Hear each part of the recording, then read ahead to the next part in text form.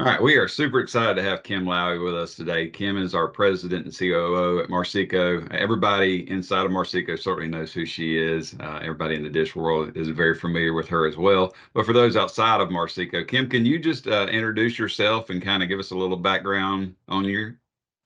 Yeah, absolutely. Thanks for having me first and foremost.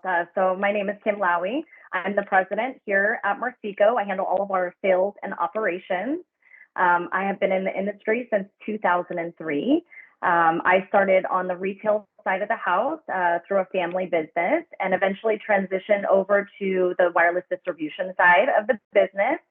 And honestly, I started as an account manager. I've worn many of the hats, that are at all levels in the organization today, and really have just learned the business inside and out. And it's been a real pleasure to really understand the challenges and obstacles, and then to help to improve those processes and procedures within the business, really to just deliver an excellent experience for our customers. Amazing. Yeah, it's been quite a long time in the industry. Marceco, relatively speaking, isn't that old, but just tell everybody, who Marceco is. What do we do? What is our what's our background, core competencies, and just your insight on that as well. Yeah, absolutely. So Marceco has been in business for 28 years now. We have expertise on both the distribution side of the business and also in retail. We've owned and operated our own retail stores, so we have a unique experience to understand what our retailers go through, because we've been there and we've operated those businesses as well. So we currently have just over 2,000 locations across the country and operate in 45 states. So continuing to grow the business and really excited for what the future has in store. Well, that's awesome. You've got a lot of different hats. Matt and I are very aware of all the different roles that you play in the organization. You've got the operation side that you balance with the sales side, which is always, they're not competing interests at all, but sometimes what sales wants versus what ops wants, they're not always aligned the same way. But, in order to make that work, it relies on culture. Why is that so important to you, and how have you helped, maintain that stability? Yeah, so really, we have a theme here that we're really focused on for 2023, which is called the Marceco Way. And really the purpose of it is just, it's our North Star for the year. It's to help guide us as employees in the company, and then how we're interacting with our partners. And really what the Marceco Way means to us is, we need to run a clean business for both ourselves and for the carriers in which we work with.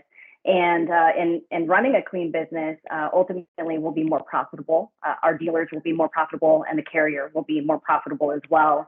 And then with that is discipline. So having basic processes in place, things such as inventory, forecasting, first in, first out, ensuring that we're receiving against a PO, and we're utilizing all the tools that are available to us. And then within the organization of Marceco in general, that we're doing things the same way, the right way, and the best way. So that's really near and dear to our hearts, that we march towards the end of the year and really have the most optimal business that we can have. Yeah, it's been a big change, right, in the industry. We've seen Postpaid has always been certainly concerned about churn and making sure that's a very clean business, but the prepaid side of the house was the Wild Wild West for so long.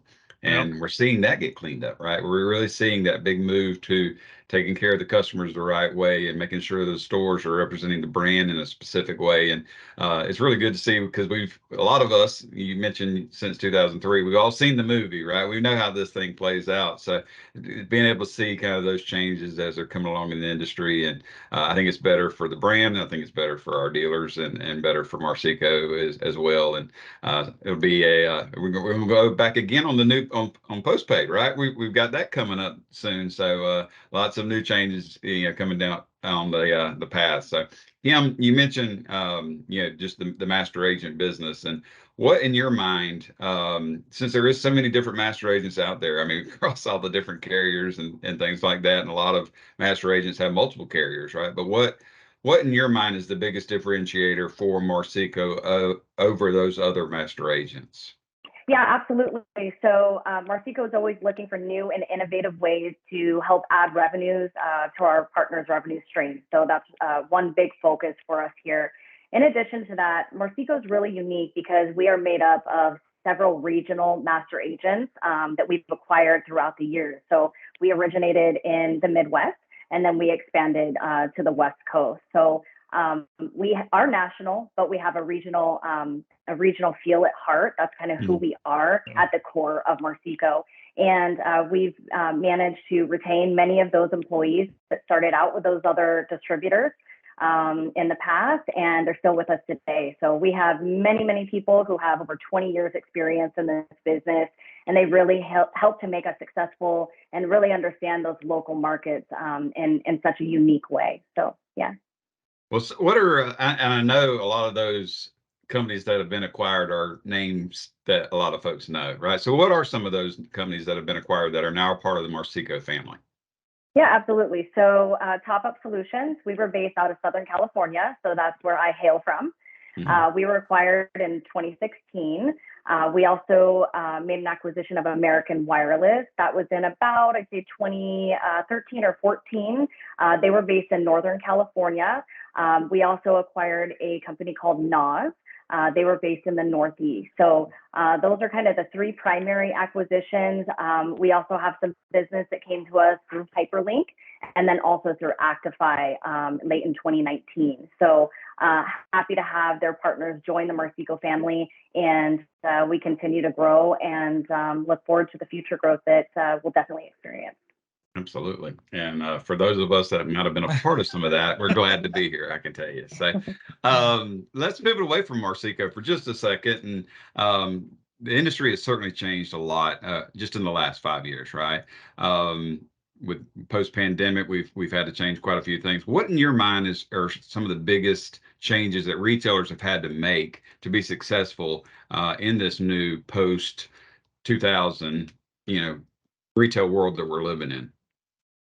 Yeah, so we go through a pandemic and nothing that any of us have ever experienced in our lives, and hopefully we never experience again. But with that said, it's really required us to get really creative and get back to the basics of running the business. So really staying connected with the community, doing events, getting outside our four walls again, and cross marketing with retailers within our centers. Connecting with community events that are out there, community centers as resources. So that's really critical that we continue to stay focused there, stay connected, and let our communities know that we're not just here to sell you a product and service, but we're here to support the communities in which we live, in which we serve. And, it will keep you connected to your families and friends and to your kiddos. We have back to school around the corner. So really looking forward to that season for us. It's usually a pretty positive, activation period for us in the business. So again, just, getting outside those four walls and understanding that the retail business has changed a bit, and we have to continue to evolve as a business does. Yeah, absolutely. The industry in general, I mean, it's kind of become a commodity, right? Like everybody's got at least one cell phone, and you kind of wonder, like, when does it hit that, when does it hit the top? Like, when does it stop? Like, what are your growth expectations for the industry? Like, what are you thinking? How do you think things are going to play out the next few years in the space? Yeah, it's a great question. So actually, there's some statistics out there that say that on average, 1.5 cell phones are carried per user out there. So that's interesting. Some people have more than one because of work and then personal use as well. So kind of interesting how it has evolved already. But other statistics show that in 2024, they expect an additional billion phones to be sold in the industry. And then moving into 2025, another 500 million phones are expected to be sold. So let us help you scale your business and help you capitalize on that growth with all of the experience that we have. Absolutely. The space, going kind of back into the retail mindset of this, as dealers are trying to get their piece of that pie, right? The 1.5 billion units sold, like, as the industry's evolved, like it's become a lot more.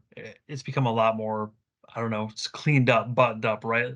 So, what pitfalls are dealers making right now? Like, what are they doing that is kind of hurting their business? What are things that they should avoid doing as they're chasing these sales? So one piece of advice that I was given early on in my career was hire people that are smarter than you. So know what you're good at, know what you aren't good at, and bring people that are really good in that can help you do the things you're not great at and maybe you don't love to do. So that's number one. And number two is just really, bringing in a proper accounting firm, accounting person that can manage that process for you so that you understand your financial picture, that you're compliant with all the taxes. It's a little tricky in the wireless business. How much do you tax for a phone? Is it on, the MSRP or the discounted price? So that's a common misstep. And we are not accounting experts. We can certainly put you in touch with people that are. But that's a common error, and it is a best practice. Those dealers that are really successful out there have the right people in place to ensure that they are successful. Well, I apologize because you didn't hire people smarter than you on this call, right? I mean, You guys are she must fantastic. she must have us around for a different reason, Josh. Just ain't figured it out yet. So, what are some of the for those that are outside of the Marceco family? What are some of the exciting things that are being worked on currently inside of Marceco? Yeah, so we are currently, we've got Vista PCS. They are a unique division within Marceco that allows dealers who maybe don't meet all of the requirements today to go direct with the carrier. They can roll up under our Vista program and get their feet underneath them and then eventually move away direct with Marceco if they would like to. So that's a unique program that we offer. Within that same program, we have an appeals program. It's been around for about a year. Our dealers are loving that. It helps to ensure that they're, getting all of the dollars that are due to them. It's common that employees make mistakes, and we help identify those opportunities for improvement and training, but also, are able to get those funds back that weren't paid out on the initial go. And then we also are working on our Vista Lease Services program. This will be really interesting as we get back into growth mode, that we can help you. We're the experts in getting the best possible lease out there. We can also help you with a transfer of lease and a closure. Sometimes we have to close stores, and that's okay. There's a lot of liability there, and we can help you get out of a lot of that liability and reduce that expense. So those are a couple of things. We're also a reverse logistics company, so we do both reverse and forward logistics. And through our Sell It Green entity, we are R2V3 certified. So that's another, and that's where you all come in, is with our business development crew here. Able to source phones for you, wearables, laptops, Nintendo Switches, you name it. We can get access to that and do have those items available today. So really excited for the growth that we're seeing right now on the Sell It Green side. Good deal. Well, there's a couple of those that are near and dear to my heart just because of having been a retailer. I understand how tough it is to do lease negotiation. It just amazes me how many people just sign the lease. So just go ahead and just sign their name and they're good to go. And it really is they're doing themselves a disservice. So reach out to the Vista folks and we'll have some information on that below as well. So Kim, really appreciate your time today. It's been great having you, just picking your brain a little bit. Hopefully we gave some good information for people to think about. Please reach out to us if you're a Marceco partner. We'd love to talk to you and go into a few more of the things that Kim was speaking about. If you're not a partner, you need to reach out to us to find out why it's better at Marceco. Everybody have a great day. Again, Kim, thanks so much. And we'll talk to you guys real soon. Thanks for having me, guys. Thanks, Kim. Bye.